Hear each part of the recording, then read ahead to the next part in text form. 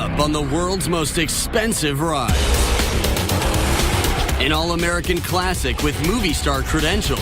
She's one of the most famous car characters in the world. An oversized supercar that screams extravagance. And an outlaw ride turned car show winner.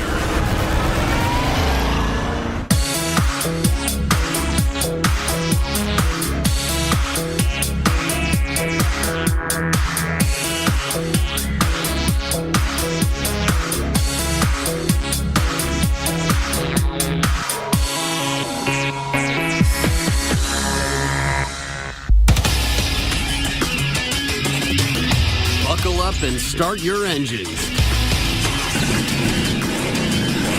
The muscle car is back, and her name is Eleanor.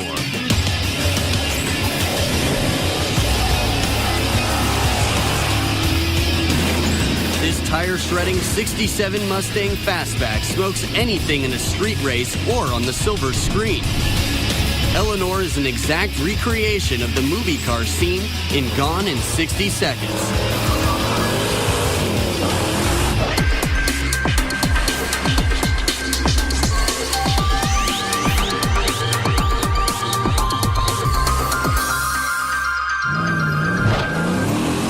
With a top speed of 170 miles per hour, this pony car packs a punch with two power plant choices. Option 1. A 410 cubic inch big block beast that churns out 535 screaming horses.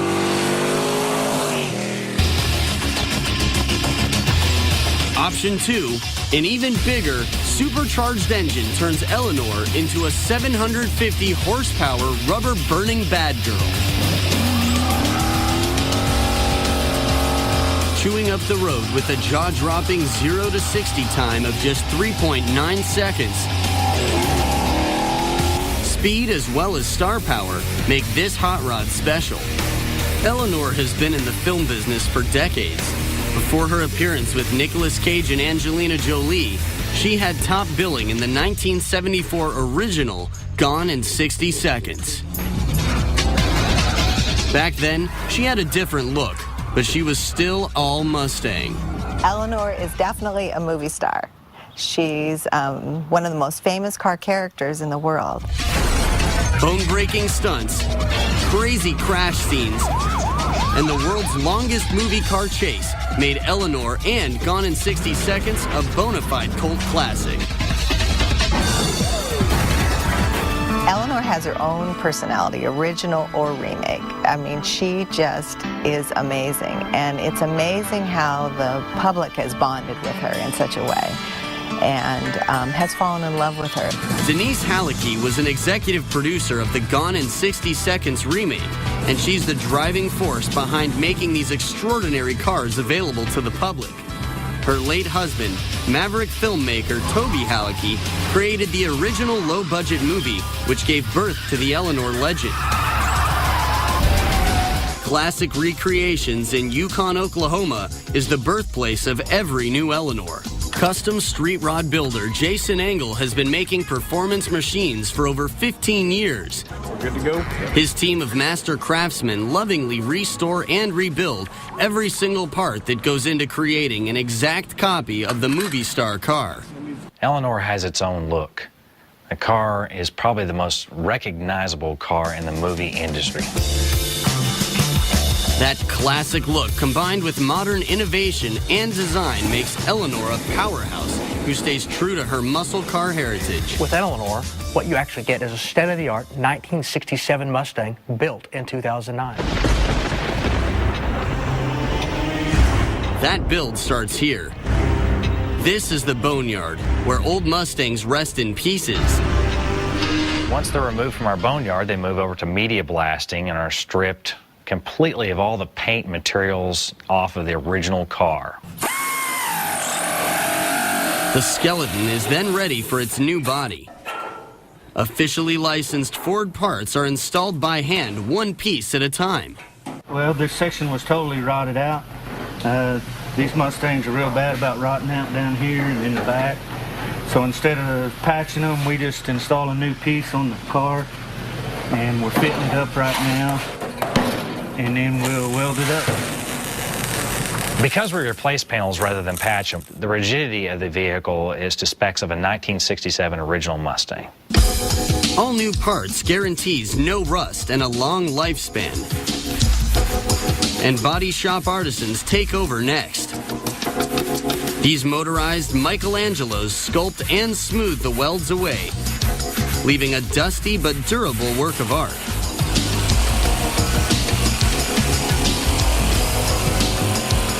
Clear coating gives Eleanor her sparkle and is the final touch in a 6-step painting process.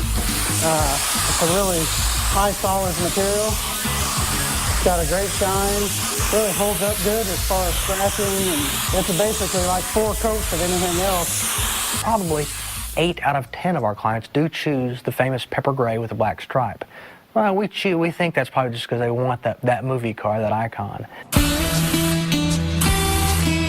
2,500 man-hours go into each of these beauties, with no robots in sight. Just good old-fashioned tradesmen putting their hands and hearts into what they do. But this one piece, nobody makes. We've looked and looked, and nobody makes it. So we have to take them out of old cars, clean them, polish them, and install them in the new stuff. With a rocket like this, rear wheel stability is a must. The 9-inch posi traction rear end allows for both wheels to turn at the same time, creating twice the traction of the original 67 Mustang. The coilover suspension instead of leaf springs allows the car to handle like it's on rails. This aluminum head monster is the all-important muscle in the car.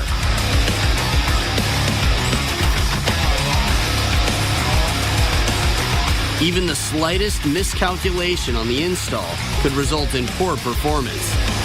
That's why they're meticulous about the details, tweaking and tuning to exacting tolerances, and with surgeon-like precision, they attach Eleanor's heart to her body. This engine puts out 545 foot-pounds of torque without blinking. But if that's not enough for you, Eleanor keeps a few more horses hidden in the trunk. Nitrous oxide. This is no gas to laugh at. The super cold airflow from this bottle chills the fuel mixture, providing an extra boost of 150 horsepower. When you hit that nitrous button, as you're driving down the road, you're in 3rd gear and you have that little burst. It puts you back in your seat like the takeoff of an airplane. 535 horsepower. You ready for some fun? Here comes the nitrous.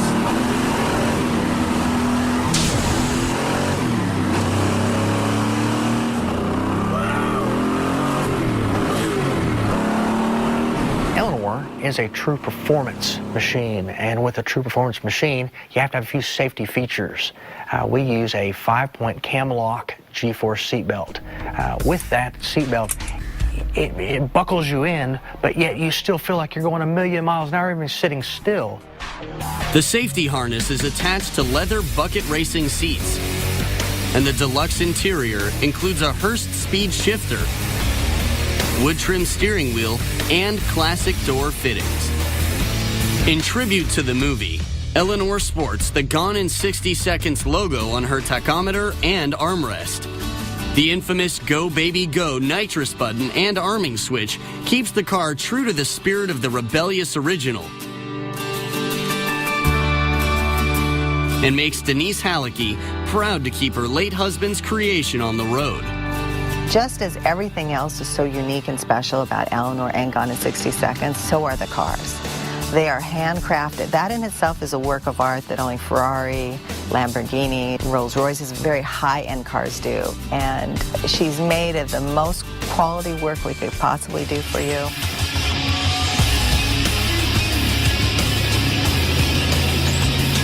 The Eleanor Mustang, an iconic Hollywood supercar that makes any driver feel like a real movie star.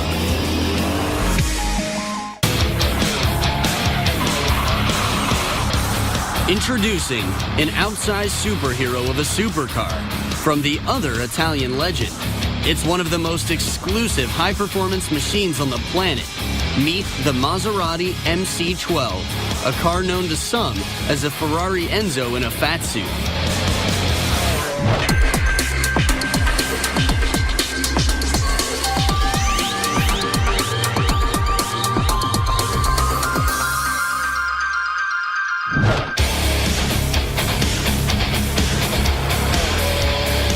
The MC12 is a monster on 4 wheels. At 16 feet 10 inches long and over 6.5 feet wide, it's bigger all around than a Hummer H2, but weighs 2.5 tons less. The Maserati MC12 is a huge vehicle. The biggest thing about the car is simply the fact that it's so big. But as well as sheer size, the MC12 boasts race-ready performance and extreme rarity. 630 horsepower, 206 miles per hour, only 50 ever sold.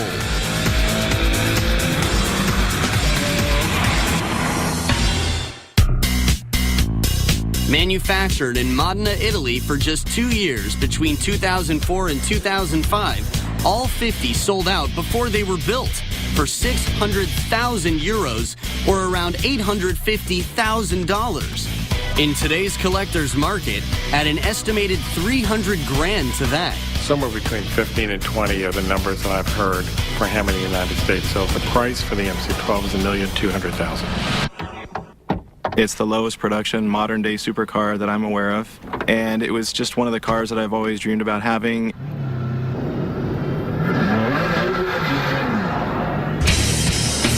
This vision of a vehicle comes from a company founded by 3 brothers in 1914, just down the road from the Ferrari factory. But fast forward 75 years, and both companies were bought by car giant Fiat. The MC12 is the result of this unlikely joint venture between the 2 great rivals, a supersized homage to Ferrari's iconic Enzo. It started with the Ferrari Enzo platform, the basic chassis, the powertrain, modified it, made it a little more civilized in some ways. As a result, it actually got bigger, wider. Like the Enzo, there's no rear window. But unlike the Ferrari, the MC12 comes with another serious limitation.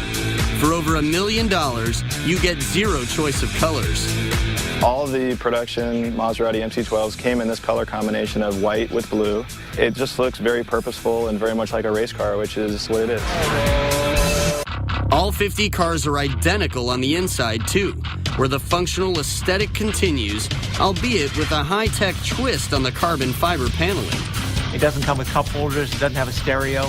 It comes with a Britex interior, which is a gel-coated carbon fiber, which no other car has ever used because it's way too expensive. But in terms of sheer exhilaration and bare-knuckle excitement, the MC12 delivers a truly priceless experience. There's so many things to like. It's so fast, it handles so well. It's unlike driving any other car that I have. It's just a very, very passionate, amazing feeling. A feeling that provides true lovers of speed with a top-class race car experience and a price tag to match.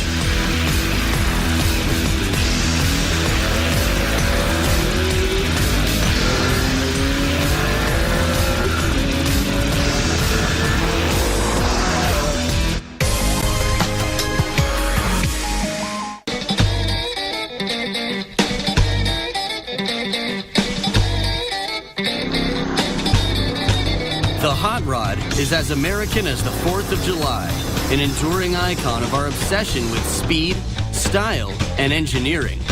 Originally, they were outlaw rides. First he told me I was driving like a wild man. I took that as a compliment. Today, hot rods make history and cost a fortune. And few have a higher value than this beauty, the Doane Spencer Roadster, possibly the most important hot rod in the world.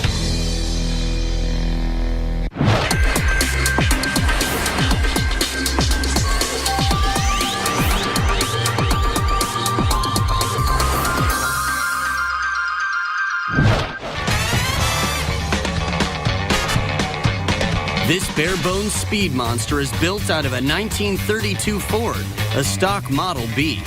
Short and stocky at just under 10 feet and 2,300 pounds, its V8 block pumps out 200 horsepower, crushing a quarter mile in just 15 seconds. The Model B was originally a mass-produced car, available in a slew of different models: pickup, feed-in, coupe, and like the Doane Spencer, the Roadster.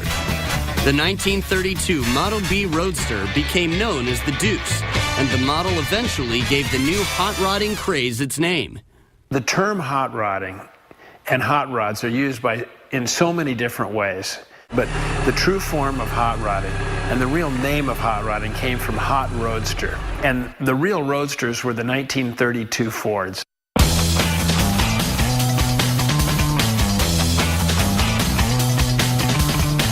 In 1932, almost anyone could buy a Deuce for about $500. It was cheap and easy to customize for speed and style.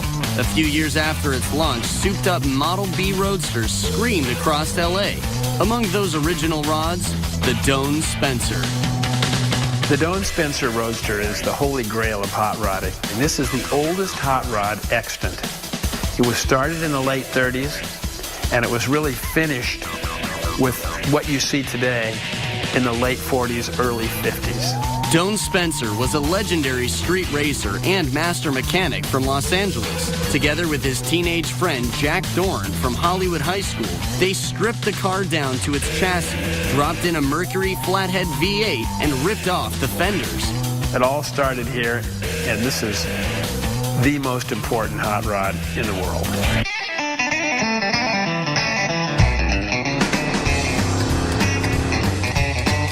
Doane was a racer, true and true. And everything about this car is about performance. The engine in this car is a 3/4 race flathead, and when you give it the gas, it feels peppy. The car's got a great deal of power, and you have to think 60 years ago, power, which was extraordinary. Doane was an early adopter. Hot rodding didn't have a big following until after World War II.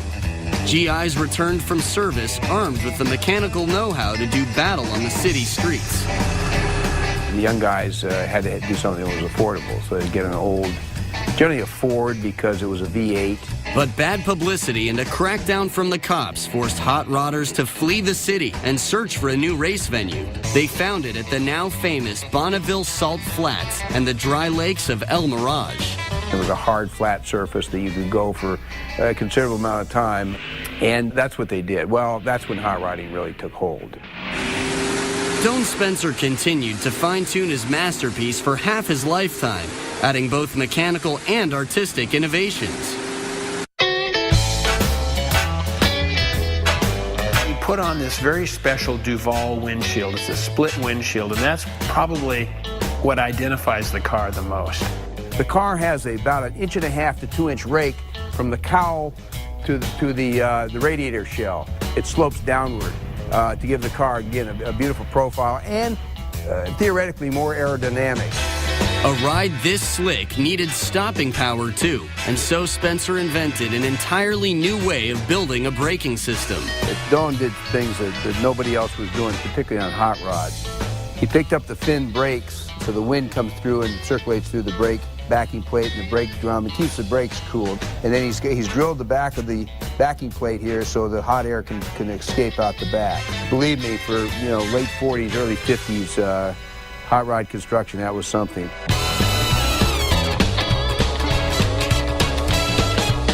And Doane didn't skimp on interior upgrades. Engine turns dash, new upholstery, and radio controls built into the armrest. He improved and streamlined everything. And one of the fun features of this car is the radio.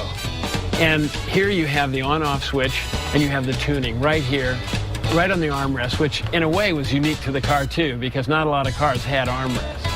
70 years after the Model B gave birth to the hot rod craze, Doane Spencer's uncanny ability to marry form and performance now wins accolades from a new generation of upscale hot rod aficionados.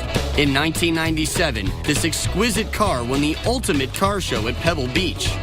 Hot rodding has always had a sketchy past and looked down by the automotive elite. And it wasn't until 1997 when it crossed the pinnacle of Pebble Beach and won its blue ribbon and first prize that it was really accepted and really considered among the finest in automotive expression of art, design, and performance.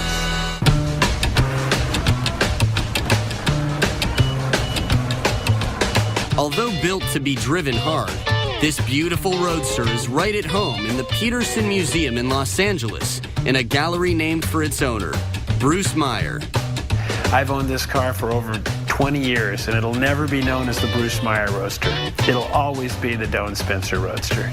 Driving this car is like driving the Holy Grail. And driving and owning it comes with great responsibility. Responsibility of sharing it with others and sharing the history, and the responsibility of preserving it, not doing anything stupid. What was once an outlaw pastime is now a worldwide phenomenon, thanks to innovators like Doane Spencer and his priceless car. Without a doubt, one of the world's most expensive rides.